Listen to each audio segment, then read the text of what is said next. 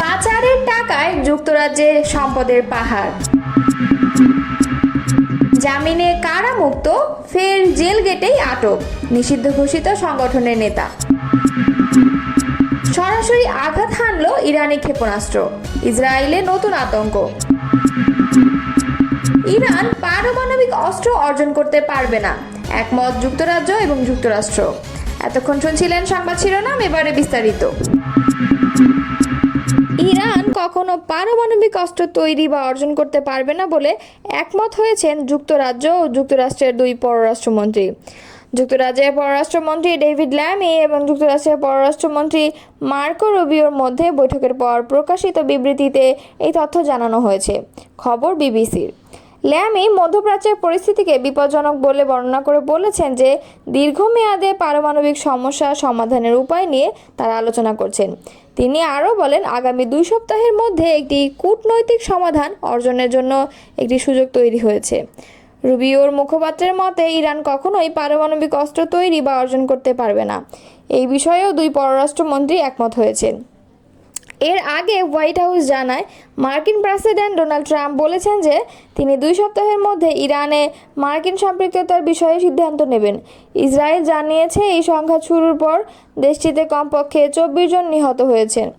Washington ভিত্তিক মানবাধিকার সংস্থা human rights activities news agency জানায়, শুক্রবার থেকে এখন পর্যন্ত ইরানে নিহতের সংখ্যা 639 জন।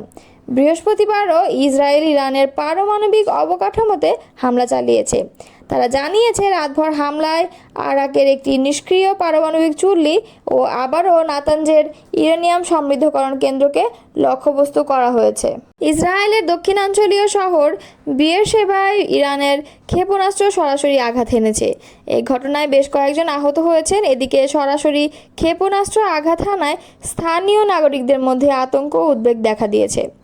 শুক্রবার সকালে লাইভ আপডেটে এসব তথ্য জানিয়েছে কাতার ভিত্তিক সংবাদ সংস্থা আল জাজিরা। বিয়েরশেবা পৌরসভার বরাত দিয়ে ইসরায়েল ইয়েদিওত আহরনত সংবাদ মাধ্যম জানিয়েছে, এটি কোনো ভূপতিত বা প্রতিরোধ করা ক্ষেপণাস্ত্রের ধ্বংসাবশেষ নয়, বরং পূর্ণাঙ্গ একটি ক্ষেপণাস্ত্র সরাসরি শহরে আঘাত হেনেছে।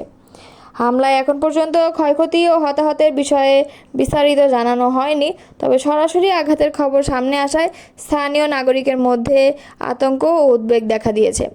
চ্যানেল 12 নিউজ জানিয়েছে, ইসরায়েলি সেনাবাহিনী নিশ্চিত করেছে যে ইরানি ক্ষেপণাস্ত্রটি বিমান প্রতিরক্ষা ব্যবস্থার মাধ্যমে প্রতিহত করা সম্ভব হয়নি, সরাসরি লক্ষ্যবস্তুতে আঘাত এনেছে এবং আকাশ প্রতিরক্ষা কোনো বাধা তৈরি করতে পারেনি। সংবাদ মাধ্যমগুলো জানিয়েছে, এই হামলায় কয়েকজন আহত হয়েছেন, তবে আহতদের পরিচয় কিংবা অবস্থা সম্পর্কে বিস্তারিত এখনও প্রকাশ করা হয়নি। ক্ষমতাচ্যুত আওয়ামী লীগ সরকারের শীর্ষ পর্যায়ে তাদের ঘনিষ্ঠ ব্যবসায়ী ও নেতাকর্মীদের নামে বিভিন্ন ধরনের সম্পদের সন্ধান মিলেছে যুক্তরাজ্যে। দেশ থেকে ব্যাংক লুট, বিভিন্ন পর্যায়ে দুর্নীতির মাধ্যমে অর্জিত টাকা বিদেশে পাচার করে এইসব সম্পদ গড়ে তোলা হয়েছে বলে প্রাথমিক তদন্তে উঠে এসেছে। এর মধ্যে এখন পর্যন্ত সাবেক প্রধানমন্ত্রী শেখ হাসিনার বোন শেখ রেহানার বাড়ি, শেখ রেহানার মেয়ে ও যুক্তরাজ্যের সাবেক মন্ত্রী টিউলিপ সিদ্দিকের লন্ডনে একটি বিলাসবহুল ফ্ল্যাট শনাক্ত হয়েছে। পতিত প্রধানমন্ত্রীর ছেলে সজীব ওয়াজেদ জয়ের অফশোর বিনিয়োগে তথ্য অনুসন্ধান চলছে। এছাড়া প্রধানমন্ত্রীর বেসরকারি খাত বিষয়ক উপদেষ্টা ও বেক্সিমকো গ্রুপের কর্ণধার সালমান এফ রহমানের ছেলে ও ভাতিজার নামে বিলাসবহুল বাড়ি পাওয়া গেছে। আওয়ামী লীগ সরকারের সাবেক ভূমিমন্ত্রী সাইফুজ্জামান চৌধুরী জাবেদের নামে বাড়ি, ফ্ল্যাট, গাড়ি, ব্যবসা প্রতিষ্ঠান ও ব্যাংকে অর্থ জমার তথ্য পাওয়া গেছে। এছাড়াও আওয়ামী লীগ সরকারের ঘনিষ্ঠ ব্যবসায়ী ও নেতাকর্মীদের নামেও যুক্তরাজ্যে সম্পদের সন্ধান পাওয়া যাচ্ছে। আওয়ামী লীগ সরকারের সময় আলোচিত বড় ধরনের দুর্নীতির ঘটনাগুলো সরকারের একাধিক সংস্থা তদন্ত চালাচ্ছে। এর মধ্যে বাংলাদেশের আর্থিক গোয়েন্দা ইউনিট, দুর্নীতি দমন কমিশন, জাতীয় রাজস্ব বোর্ডের কেন্দ্রীয় গোয়েন্দা সেল, পুলিশ অপরাধ তদন্ত বিভাগ সবাই আছেন। পাশাপাশি আন্তর্জাতিক একাধিক তদন্ত সংস্থারও সহায়তা নেওয়া হচ্ছে। এখন পর্যন্ত এদের তদন্তের ভিত্তিতে তৈরি প্রতিবেদন থেকে এসব তথ্য পাওয়া গেছে। জাতীয় রাজস্ব বোর্ডের সহযোগী সংস্থা কেন্দ্রীয় গোয়েন্দা সেল বা সিআইসি দেশ থেকে টাকা পাচারের ঘটনা ব্যাপকভাবে তদন্ত করছে। সংস্থার একটি টিম সম্প্রতি বিভিন্ন দেশ ঘুরে এসেছে। তারা সাইফুজ্জামান চৌধুরী এবং ওরিয়ন গ্রুপ ও আরও একটি গ্রুপের নামে যুক্তরাজ্য, যুক্তরাষ্ট্র ও সংযুক্ত আরব আমিরাতে থাকা সম্পত্তি ও ব্যবসায় বিনিয়োগ সুনির্দিষ্টভাবে চিহ্নিত করেছে। এছাড়া S Alam group, Summit group ও পতিত প্রধানমন্ত্রী শেখ হাসিনা ছেড়ে সজীব ওয়াজেদ জয়ের অফশোর বিনিয়োগের তথ্য অনুসন্ধান করছে। আলোচ্য গ্রুপের সম্পদের বেশ কিছু আলোকচিত্র তারা নিয়ে এসেছে। এখন পর্যন্ত বাংলাদেশের দেওয়া তথ্যের ভিত্তিতে 3 জনের সম্পদ জব্দ করা হয়েছে। এর মধ্যে সাবেক ভূমিমন্ত্রী রয়েছেন এবং তার 336টি বাড়ি বা ফ্ল্যাট এবং ব্যাংক হিসাবে 35 কোটি টাকা অর্থ জমা রয়েছে। এগুলোর কেনা দাম কম হলেও বর্তমান বাজার মূল্য 1025 কোটি টাকা। সালমান এফ রহমানের ছেলে শায়ান এফ রহমান ও তার ভাতিজা শাহরিয়ার রহমানের 2টি বিলাসবহুল বাড়ি জব্দ করা হয়েছে। এই দুটির মূল্য প্রায় 77 লাখ পাউন্ড বা বাংলাদেশি মুদ্রায় 1300 কোটি টাকার বেশি। আরও একটি ব্যবসায়ী গ্রুপের 2 জনের নামে যুক্তরাজ্যে সম্পদের তথ্য পাওয়া গেছে। সেগুলো জব্দ করার জন্য অনুরোধ জানিয়ে যুক্তরাজ্যের ন্যাশনাল ক্রাইম এজেন্সি বা এনসি এর কাছে চিঠি পাঠানো হয়েছে। এছাড়া সাইফুজ্জামান চৌধুরীর ভাই রনি চৌধুরীর নামেও যুক্তরাজ্যে বিভিন্ন ব্যবসার তথ্য পাওয়া গেছে। সেগুলো জব্দের জন্য চিঠি পাঠানো হয়েছে। প্রতিবেদন থেকে দেখা যায় শেখ হাসিনার পরিবারের আর কারো নামে বা বেনামে দেশটিতে কোনো সম্পদ আছে কিনা সে বিষয়ে তদন্ত হচ্ছে।